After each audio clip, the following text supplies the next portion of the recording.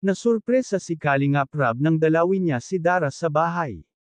Hindi ito makapaniwala sa kanyang nakita. Bago ko ipagpatuloy ang maiksing reaction video na ito, hiling ko lang natapusin ang panunood nito para malaman ang nilalaman nito, at kung bago ka pa lang sa munting channel na ito, paki-subscribe para lagi kang updated sa video ng mga Kalingap.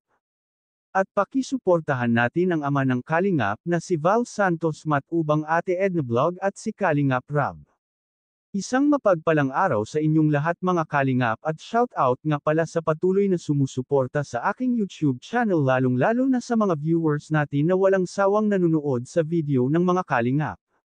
Dinalaw ni Kalingap Rab si Dara sa bahay nito at susurpresahin niya ito. Pagdating sa bahay ni Dara ay si Kalingap Rab ang nasurpresa, dahil pagdating niya sa bahay ni Dara ay masaya na sinabi sa kanya na dumating na ang tatay niya. Kitang-kita ni Kalingap Rab ang saya sa mukha ng magkapatid.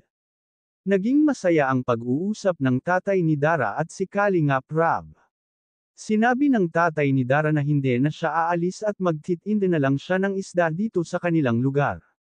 Good news ito para kay Kalingap Rab, dahil ang ibig sabihin lang nito may kasama na sina Dara sa bahay. Nagpasalamat si Kalingap Rab at sa wakas wala na siyang alalahanin sa magkapatid at nandito na ang tatay niya at hindi na ito aalis.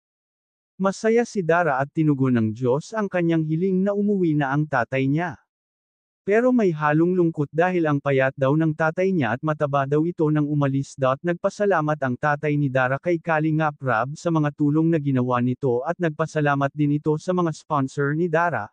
Pinaliwanag nga niya na minsan lang siya may trabaho kaya hindi siya nakakapagpadala ng tuloy-tuloy kasi minsan daw ay wala siyang trabaho. Hanggang dito na lang ang update ko mga ka-viewers, maraming salamat at God bless sa inyong lahat.